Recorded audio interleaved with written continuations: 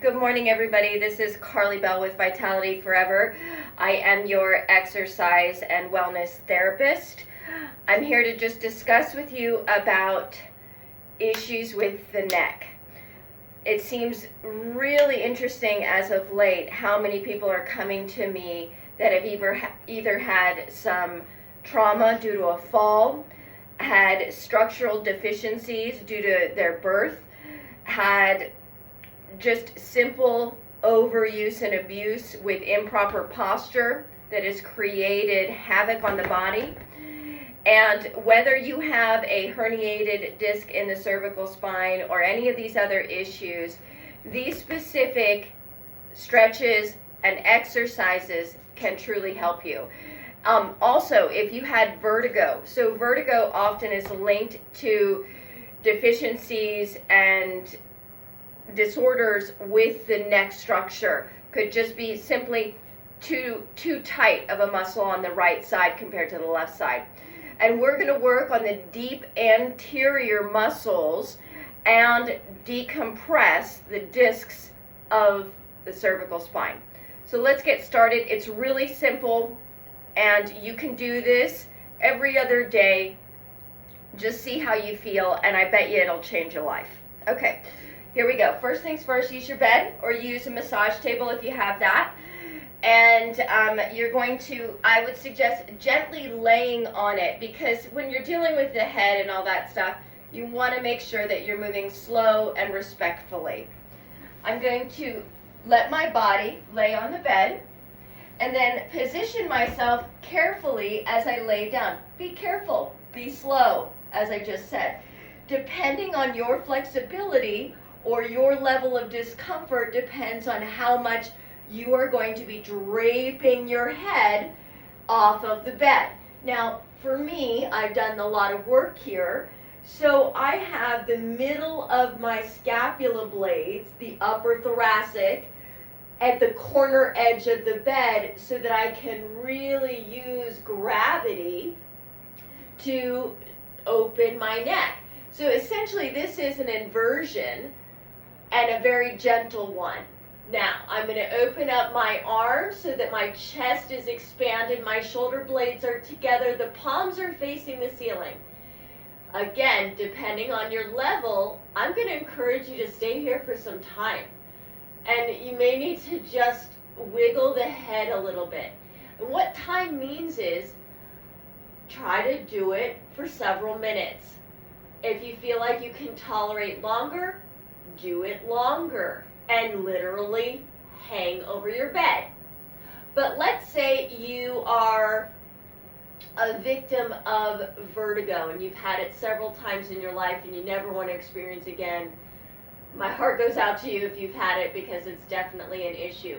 You're going to basically, instead of being hanging off, you're going to have just the occipital bone, that pointy part of the back of your head, at the edge corner. So some of my head is off, but I still have some support with my neck, right? You get to decide. Your body will tell you. You don't have to trust anyone else. Listen to yourself carefully. If you start to feel dizzy, you start to feel nauseous, again, work your way closer to being on the bed. Now, another thing you can do to help relieve overall tension in your neck and your head and fix your posture is really, it's simple yet hard. And that's at night while you're sleeping, lay on your back, open arms, no pillow. No pillow. Anytime you can get your head out of an anterior position, the better your posture will be, which means the better your joints will feel and the less you will degrade. It's really important. Next to your breathing, posture has a complete physiological effect on every single system of your body. Okay, so I'm back here. I'm hanging off. Now I've decompressed. We are going to exercise. So exercise. You can see my neck is open and my throat is exposed. I am going to, instead of lifting my chin, I am going to tuck my chin. Oh, and here's real life. There's the cat. Okay, I'm going to tuck my chin and only go as far as I can and do my best to not lift like a Pez dispenser or a chicken. And then relax. And I'm going to do 10 of these where I let my eyes look towards my nose and tuck my chin, tuck my chin, tuck my chin, tuck my chin. And that's about as far as I can go if I'm being honest with myself. Oh. And then I relax. And it's really hard. So there's deep neck muscles that you're working. Again, you're going to do 10 chin tucks. 10 chin tucks. Second exercise is going to be very simple. I'm going to turn my head to the right, keep my chin tucked, and then transition to the left. Keep my chin tucked. Turn to the right, turn to the left. So you'll do 5 on each side, 10 total. Okay. Be careful. Now, I have the strength, so I'm able to do a full sit-up. For those that do not have the strength or feel dizzy in any way or have had vertigo in any way, you're going to roll to your side and then take a position. The other way to decompress the neck, for those that deal with a herniation, is to lay in a fetal position with your shoulder under you, not in front of you. And then you're going to let your head hang off of the bed, and this feels amazing.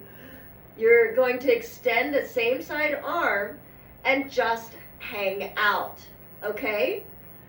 That's your stretch and decompression. Then, and you want to be here for time. 10 seconds isn't going to cut it. Like you're thinking of 3 to 10 minutes, right? To do some real healing work. And again, every other day. Too much of a good thing is not a good thing. Now, I'm going to exercise and allow my left ear to come to the left shoulder in a tilt, not a turn, a tilt. And I'm going to stay there, pausing, feeling the sensation, and then let it return with control. Lift up. Do 10 on one side, 10 on the other side. It's amazing. It's truly amazing. Okay, so that's it. If you want to improve your posture, get out of pain, stop vertigo issues, all of that can be solved right here.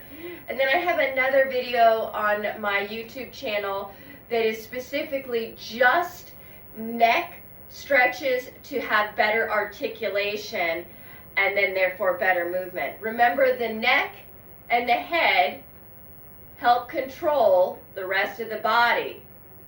So think if you have an anterior hip carriage, or you have issues with your lumbar, fix your neck, and you're going to help the ripple effect down the system. If you have any questions, my information is listed down below. I hope this was helpful. Have fun. Bye now.